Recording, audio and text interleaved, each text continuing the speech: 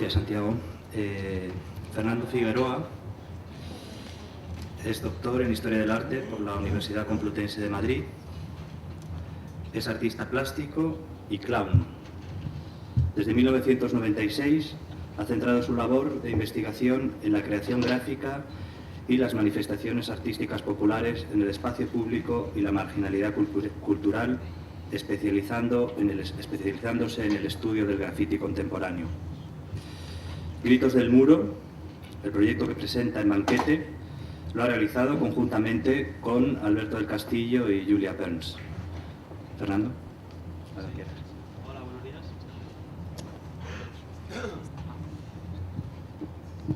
Hola, buenos días a todos. Bien, muchos os preguntaréis qué hace el grafiti en una exposición tan de la última, ¿no? El sentido de traer el grafiti a estos espacios es destacar su valor como medio de comunicación vigente. Y en este sentido también su vinculación y su, digamos, relación con otros medios de comunicación de la cultura de masas. El grafiti ha sido un medio ligado estrechamente desde su nacimiento a la constitución de la civilización.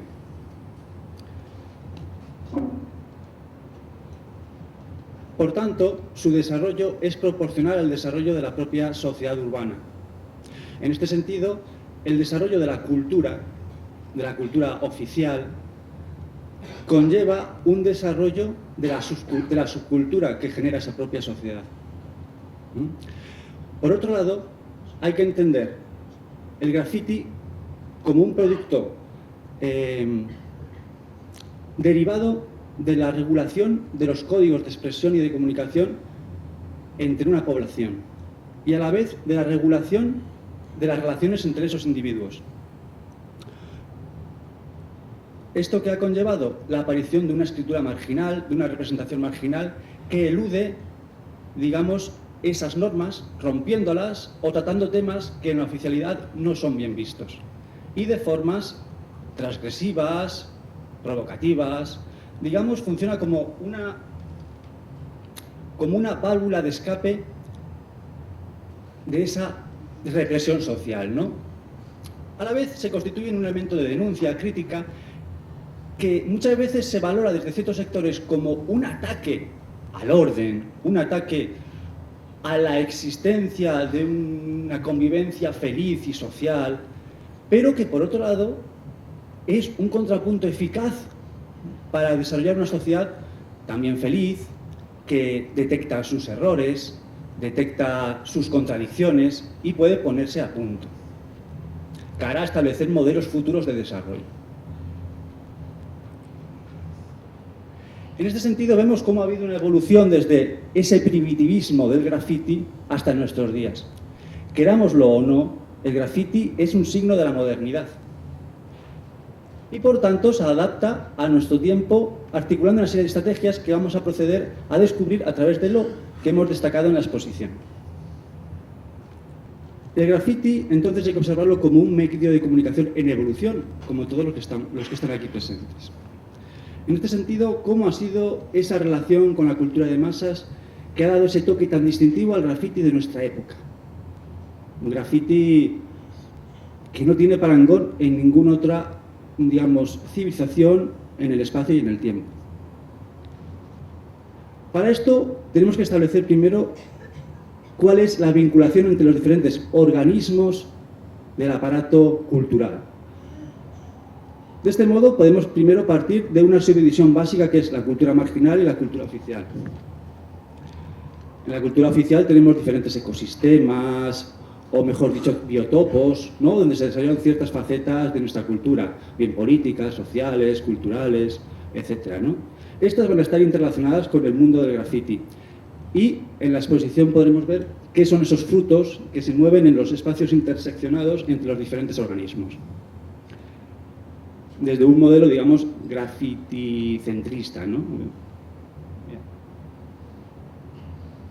La primera vinculación que hemos destacado con los medios de comunicación de masas es la adopción de símbolos, iconos, que ofrecen estos propios medios de comunicación. Tenemos, por ejemplo, el cine, Tenemos el cómic, cómo va articulando esas influencias en la gráfica del graffiti. Nada que ver con lo que se pudiera haber hecho en épocas clásicas, ¿no?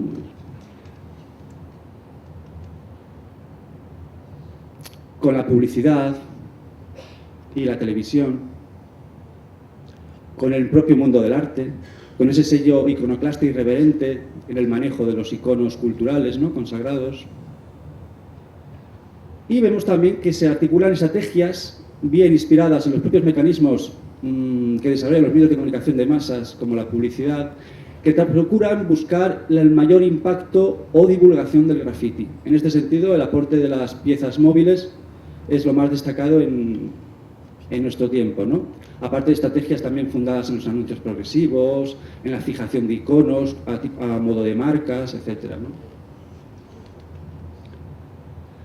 Esto sería también fijación de marcas, ¿no? Sería fijación de un icono que se va reproduciendo en diferentes espacios. También causa una intriga y también funciona como un modo de excluir al profano en el mundo del graffiti, y es un guiño al iniciado en los entresijos del graffiti, ¿no?, creando esa incógnita, ese misterio tan fascinante a veces del mundo clandestino, de la cultura clandestina, ¿no?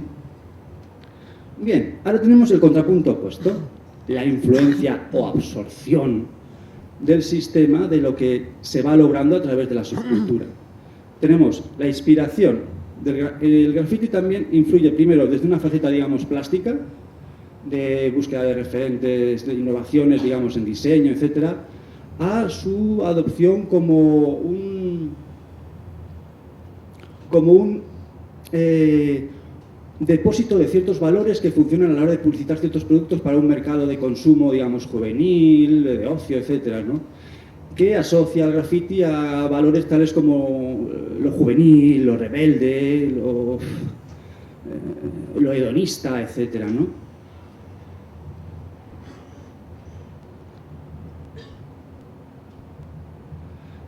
Luego tenemos el uso por parte de ciertos medios publicitarios del propio medio del graffiti. Bien, en primer lugar, contratando a personas relevantes, figuras relevantes del mundo del graffiti para hacer diseños, como puede ser el primer caso, el caso superior, o bien empleando también el propio graffiti como medio de divulgación de sus productos, con esa carga, ese valor asociado al graffiti como medio de comunicación alternativo, extraoficial, espontáneo, etcétera, ¿no? Pero que en este caso la espontaneidad está controlada por una articulación de una campaña publicitaria, ¿no? El caso inferior. ¿Qué otros mecanismos marcan al graffiti de nuestro tiempo? Lo marca el desarrollo técnico y tecnológico. En este sentido, el escritor de graffiti o grafitero puede aprovechar estos avances cara al impacto y divulgación de su graffiti. En este sentido, el desarrollo del graffiti de plantilla, el stencil art, viene determinado por esa necesidad de fijar una imagen y poderla divulgar lo más rápidamente posible en una mayor extensión de territorio. Aunque a veces eso depende de a qué tipo de público buscas, ¿no? En este sentido, el graffiti, hago un pequeño paréntesis, viene muy determinado por el tipo de tipología de graffiti que sea en su desarrollo urbanístico y espacial. El tipo de edificios, la arquitectura, el tipo de espacios o la distribución en la trama urbanística.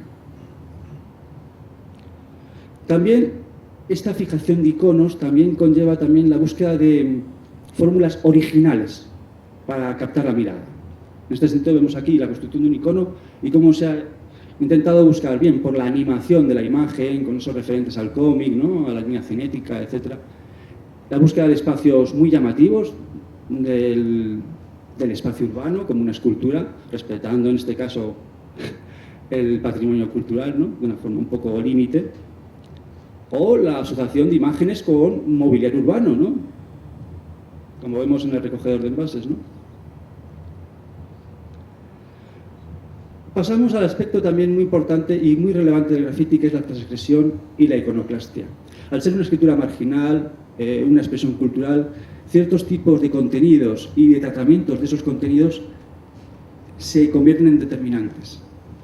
En este sentido, la iconoclastia se desarrolla hacia la sociedad de consumo y sus valores y sus símbolos, trastocándolos, dándoles una vertiente también crítica, etc.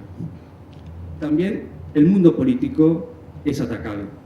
Normalmente los mayores símbolos de cada sistema en cada momento histórico son los que son atacados.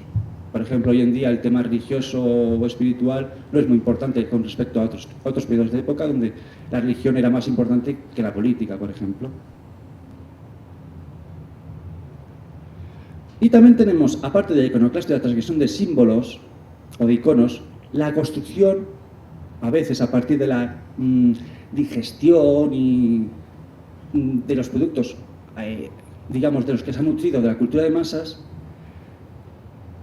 tenemos bien, o esa reelaboración, tenemos también la invención. En este caso funciona más la reelaboración. A la hora de construir iconos que sirvan de símbolos distintivos, de distintivos culturales de ciertas subculturas. A veces utilizando elementos que van en contra de la cultura oficial, como puede ser la apología de la violencia, desde un punto de vista a veces simplemente simbólico.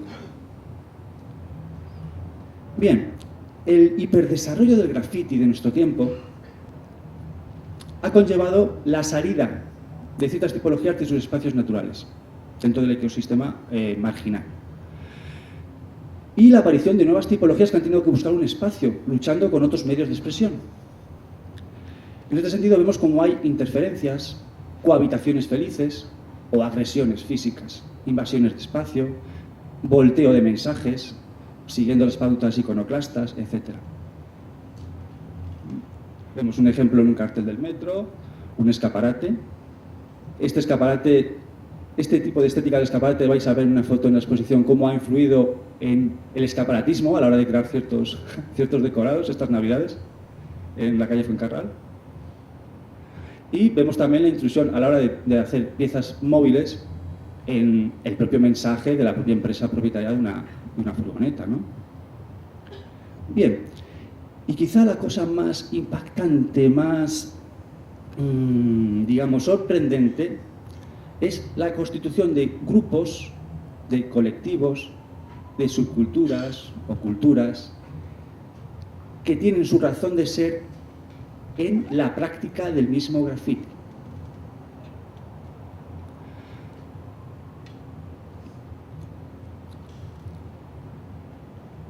Y la aparición de ciertos personajes que son profesionales, entre comillas, del graffiti. En este sentido, la aparición de ciertos personajes que son símbolos de la modernidad, tenemos que abrir ese conjunto de personajes para dejar entrar un personaje que es el escritor de graffiti, el writer. Este personaje es muy interesante porque ha desarrollado una actividad que podemos denominar artística fuera del ecosistema artístico. Ha desarrollado un movimiento que ha llegado a un nivel de movimiento internacional, descentralizado y plural, se puede decir, pero internacional, sin parangón en su propio mundo subcultural y en el mundo de la cultura, a un nivel de cultura de calle, con unos medios muy precarios, digamos, de difusión, pero ha conseguido estructurar una red de comunicación ahora fuertemente afianzada por Internet, pasando de la época primitiva del correo postal, de la elaboración de fanzines, del intercambio de fotografías, del intercambio personal en diferentes localidades, etc., ¿no? Y ha construido una subcultura unida simplemente por la práctica del graffiti y, bueno, en ciertos casos, cierta asociación a cierta tipología de graffiti que podríamos retrotraer al Nueva York del gueto, pero que ha ido evolucionando y hoy en día se disparan diferentes tendencias. La más exitosa, suponemos, desde un punto de vista evolutivo, creará una escuela que se expandirá, ¿no? Otras se extinguirán, etc. Pero esa pluralidad de propuestas está existiendo ahora. Bien, cualquier otro punto de esto lo podremos desarrollar más adelante. Pero lo que lo que quiero siempre hacer es hincapié es en que todavía no hay nada definido. O sea, vemos que el mundo del graffiti es un gran proceso que se está adaptando a los cambios del propio medio social. Y en este sentido, no os podemos decir si el escritor de graffiti en algún momento se podrá extinguir o mutará en otro tipo de entidad urbana, ¿no? Bien, con esto concluyo.